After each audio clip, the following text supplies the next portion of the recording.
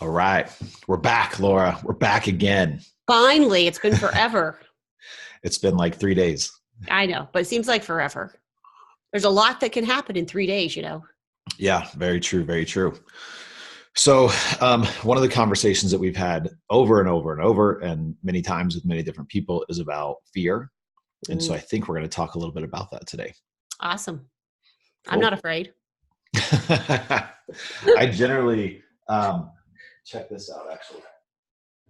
I forgot about this. So, I don't know if you're going to be able to see this. Um, What would you attempt? Wait, don't move it. What would you attempt to do if you knew you could not fail? Ooh, I like that. What's the answer? Yeah, that's a good one. So that one comes up for me actually quite a bit. So Katie got that for me a couple years ago, and it sits on my writing desk. But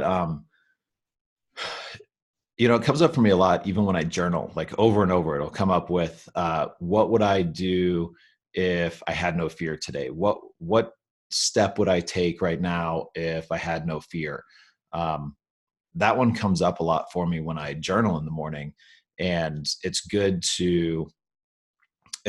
one for me. It's a good one to get clarity on next steps. So I think last time we talked a little bit about like intuition and how, actually, I don't know if we did talk about this. I think it's just a conversation I'm having more often, but about the little voice. We have these two voices inside our head. We have the little voice, which is calm and soothing and often not very loud. So when we ask a question like, for example, should I take this business opportunity? Should I take that job? Should I take on this client? Should we go down this path?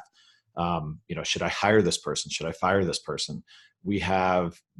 Generally speaking, we have this little voice, which tells us which is our intuition and our guide that is for us. And that voice is often extremely quiet and soothing and calm. And a lot of times we can miss it because right after we get the answer from that voice, because I think we've all gotten it where it's like, hey, should I fire this client? Right? Should I forego the revenue of this customer, even though maybe they're not an ideal client? And so instantly when we ask that question, a lot of times we get the answer is like, yes, of course you should let that client go. It's not the right client. They're not in line with your values. They're not helping your company. They're not helping your staff. They're not working with you. They're not a good partner, blah, blah, blah. Well, so we hear that little voice, and then like within seconds, right after that, we hear the other voice, which I refer to as the egoic voice or the voice of my ego, which I say my ego is an asshole. And that's the voice that is like, hey, socks. Oh, you Um, didn't join us today, hey, Socks? socks. So I say the ego voice is an asshole. Actually, what I say is I say the ego is a dick. And that helps me separate those two because the egoic voice is the one that's like, it's super loud. It just yells at you. It's like, oh my gosh, like if you fire that client, you're not going to have enough revenue to pay all your bills. You're not going to hit your goals. You're going to look like an idiot in front of your team. You're seen as a failure because now you didn't do this revenue. Oh, if you let the client go, then they're going to write a bad review. And then this and this, it just goes down this path of all these other answers that are the opposite of that. And one of the things that I've learned to do, especially recently, is kind of separate those two and really learn to trust to listen to that voice of intuition. So I don't know exactly how I got so far off that path about fear, but oh yeah, so it comes back to the question of what would I do if I could not fail? What would I do if I had no fear? And when we ask that question, a lot of times the answer that we get is that first answer is that intuitive answer, that cool, calm, soothing, collected, right answer. We know that's the right answer. Mm-hmm. Maybe the answer is fire these 3 clients, let that person go, make this hiring decision, even though maybe it doesn't fit within the budget. You just know that it's right. And so a lot of times when I ask that question about fear, or what would I do if I knew I could not fail, I get that right answer. But then almost instantaneously after that, I get the 7,000 other screaming, yelling answers from my ego that says, oh my gosh, like, dude, you can't hire that person yet. You don't have enough cash. And then your bank account's going to go to zero. And then your staff is going to hate you. And, I mean, all this like unreasonable stuff.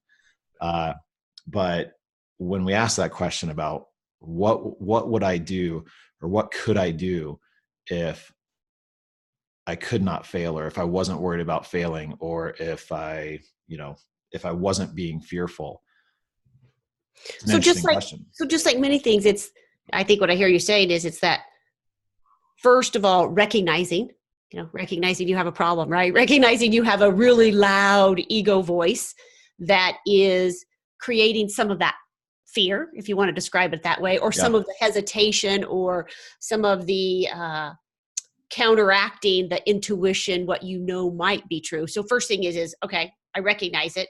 Well, then what?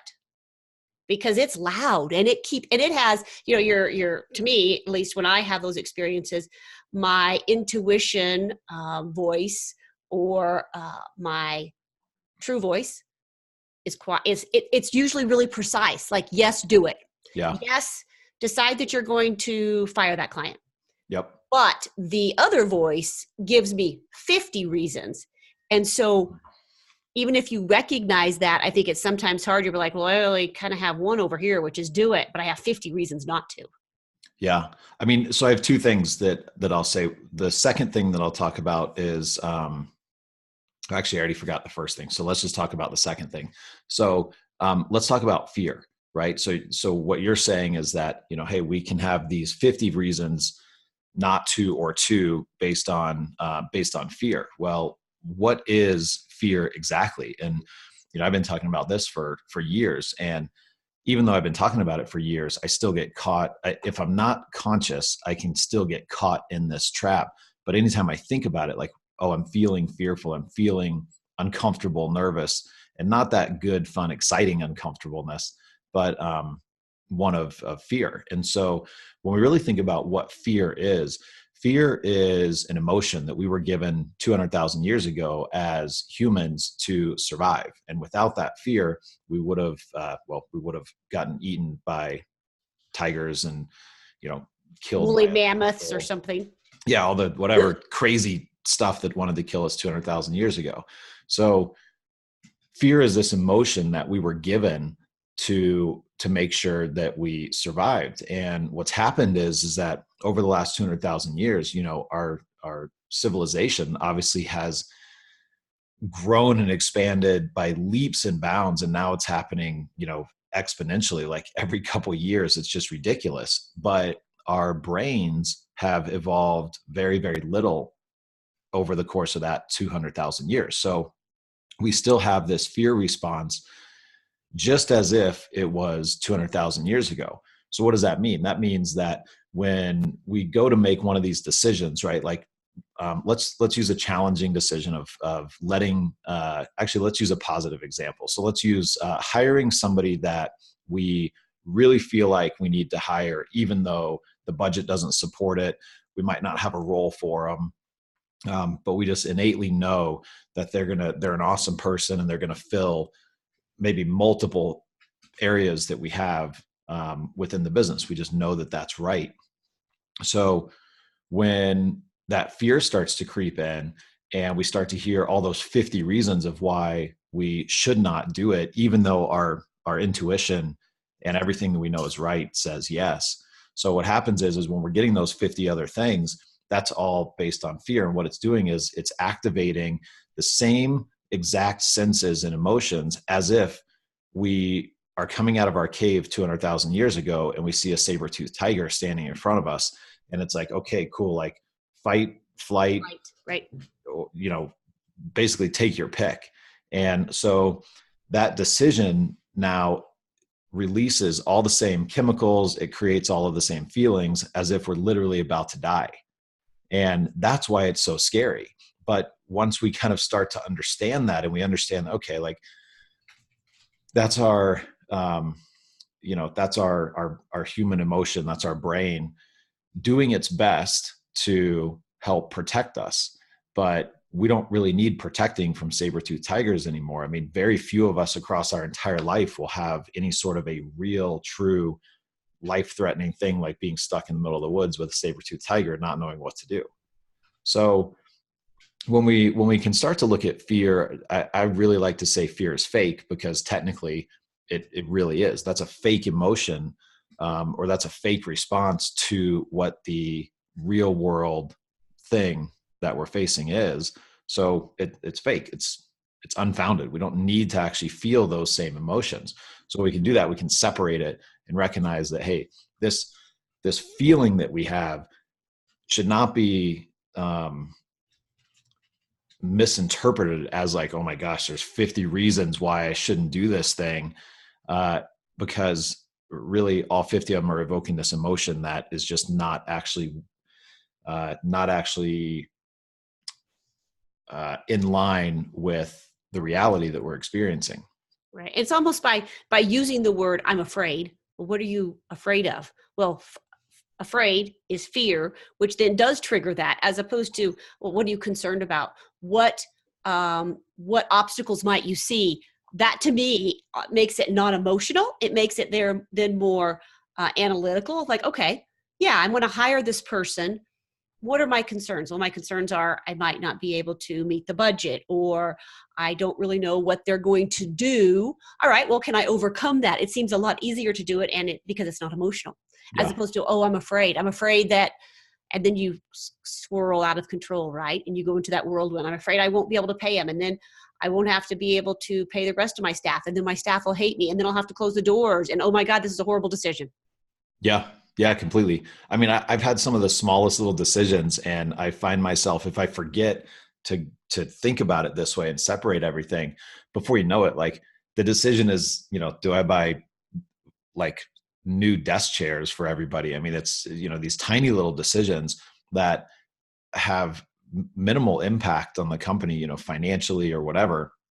But if I'm not careful, before I know it, it's like, oh, well, geez, if we buy new chairs, like we might go out of business for all these reasons. And Yeah. it's ridiculous. Have you ever had a time in which you maybe realized that those little small decisions are really indicative of something else that maybe you're not addressing? I'm making a big deal out of the chairs. I'm making a huge deal out of the issue of, should I paint the mural in my office? Should I use this color of yellow, or should I use this color of yellow? And there's enough of them where you have to step back and say, wait a minute, what's really going on here? Yeah. Yeah, that happens all the time. And I think one of the things that, especially just as humans, we should all be doing this. We should all continue to learn how to get more clarity on why we're feeling certain ways. Right. And so asking questions, there's a theory about the 5 whys. Generally speaking, I think that's applied to like, why do you want something, or, why are you setting a goal? But I think it can go for anything. Mm-hmm. So, and for me, at least, I write. It's easier for me. So when I feel a certain way, I'll actually take out my journal and write, like, why do I feel this way? And then just kind of let the answers flow. And then it'll say, because of this and this and this. And I'm like, okay, well, why do I feel that way? Because of this and this and this. And then you can eventually get down to, it's funny. Sometimes it comes down to like, well, because, my mom told me this when I was in 6th grade. Right. And I'm Right. like, oh, all right, well, I just did a self-therapy lesson there. But it was cool because then I can It might say, have been okay, cheaper than a regular therapy lesson. yeah, right. And I don't have to drive over there. So that's great. That's right. But yeah, I think that finding those things and getting a couple layers deep on why we feel a certain way is really helpful. And at least for me, when I put out there like okay, fear is fake. So this whole show that you're putting on for me, this whole egoic show that's going on, is just, let's just get rid of that shit right now. And then let's start to get down to the bottom. And the fear is fake thing helps me at least ask those better questions, because yeah, you're right. I mean, generally speaking, the thing that we think is causing us to feel a certain way is generally not the actual thing. Exactly. Yeah. Yeah. And it's going to keep coming up time and time again until you really realize what it is. Because then I think you can say, okay, I know why I've associated this with this. Now, is that true or not true? Is it fake or is it real? Yeah. And most of them come back to the same two or three things. For me personally, a lot of mine that have come, or a lot of what a lot of those things come back to for me, when I'm really honest with myself and being really aware, is fear of judgment of what will other people think. Um, will I be right or wrong? And then some combination of those. So it's like, all right, if I do this, and I'm wrong, well, now I'm wrong. And then And what will people think then, right? yeah, Yeah. and then what will people think? But I mean, it's so silly, right? Like, one, nobody gives a shit about what I'm doing anyway. None of us, right? Like, nobody's worrying about what other people are doing. They're all worried about their own stuff. So we can throw that one out the window, right away. And then if you go through life always thinking about, hey, am I going to be right or wrong? Then you're going to fail everywhere, because most of the time we're not going to be right the first time. Yeah. It's just the direction to, or the path to a goal over here is not a straight line. It's like the little purple guys back there. Yeah. On the Up and bureau. down and up and down. And yeah. Yeah. So, like, are we ever even right? I don't know. Probably not. And then I think the other thing too that comes with that for me is sometimes if you postpone the decision because you're trying to say, okay, I want to make the right decision, then you miss out on making the decision. But, even as simple as, oh, should I book this trip? Well, I don't Yeah. know. Maybe I can't really afford it. I'm not sure I should take the time off. And then you hesitate. And then pretty soon that sweet deal that was there is gone. And so by focusing on trying to be right, you sometimes end up being wrong because you just don't do anything. Yeah. Yeah. Yeah. Not making a decision is making Is a a decision. decision. Absolutely. And that, Absolutely. I'm certainly guilty of it. I've done it plenty in my life, of not making a decision and then getting the outcome from that Right. decision I made. And almost the outcome that you didn't want when you were hesitating on making the decision. And you're like, Yeah, wait a minute, how did that happen? Yeah. exactly. Cool. Crazy. Um, so I mean, for you, what's something that you've done? Okay, let's do this. How would you, at the firm when you were still there, or whenever in life, how would you recognize when you were kind of, like you said, like kind of almost spiraling down this path of fear? How did you start to become aware of that so that you could do something different about it? I think that that's obviously something that it came with time. And part of it was my team that I had around me. I had an amazing COO. And she was oftentimes the person who would say, wait a minute, where are you going? She didn't refer to it as a spiral. She referred to it as a ladder of inference of like, okay, Mm. what just happened was down here and all of a sudden you're way up here. How did you get there? And then we would have a dialogue. So I think having other people point it out to me was probably one of the ways that I learned the fastest. And then it really was kind of the same thing as what you experienced. I'm not much of a journaler. I'm more of I'd rather like take some space and maybe do something creative, get outdoors, change my environment. And then all of a sudden I can see it clearly and be like, okay, wait a minute. That really wasn't what I wanted to do. Why was I doing that? And kind of going through that same process. So you almost, it sounds like what you would do is you would completely separate from the situation. Like, were you thinking about the situation, or were you just, No, you would go separate. completely, got it? Yeah. Completely separate. Whether that's, I like to do crafts. So I might like decide, okay, I'm going to, bring out all the paints and I'm just going to do something, whatever, and not even thinking about it. And then when I would re-engage, I would all of a sudden have clarity around, okay, I know why I was doing this and this is real or it's not real. And if I felt concerned about it, then I could try and tackle what is that concern. I like that a lot. I mean, basically you're quieting the mind, right? So Right. that, so that your intuition and our subconscious mind, which is way smarter and processes way faster and way better than our conscious mind, is kind of helping you make the decision, or at least giving you that clarity that when we're spinning around in our head trying to figure it out, oftentimes we can't get to the solution. Yeah. And by doing something, I think that you truly you enjoy, you love, whatever that is. You want to go for a hike, you want to go drive cars fast, you want to write, you want to, whatever it doesn't really matter. I think all of those things are creative.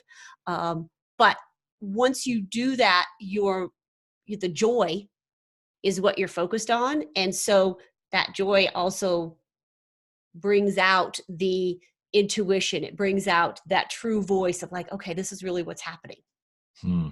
So I love that. yeah. And so I guess for me, journaling is a way to process it quickly. Bless you. Journaling is a way to process it kind of quickly in the moment. And then if to do kind of like what you're talking about, well, you mentioned it because, I like to drive fast. So that's one for me. And then also meditation. So doing like a 5 to 15 minute meditation where I'm thinking about literally nothing, just purely focusing on presence. Then I come back and kind of have even more clarity on the answer. Right. Yeah. I think everybody has that. It's just figuring out what it is for you, and something that's, like you say, something I can do quickly, something that maybe takes a longer amount of time, and having variety in that. Yeah. I love it. Well, so on this topic, because I don't know how long this is actually recording, but on this topic, is there anything else you can think of that you've run across or that we've run across, like as you've helped us over the last few years from WIT standpoint, integrate there? Or, I mean, maybe this is just pretty simple. Look, fear is fake. Get out of your head when you're making those types of decisions and learn to listen to whatever you want to call it, your subconscious, your intuition, your spirit guides, your angel, whatever. Yeah, I think there's a lot of analogies. Yeah, irrelevant what it is, it's all the same thing. I think about in the context of business, in the context of building your team and the day-to-day operations, how fear shows up.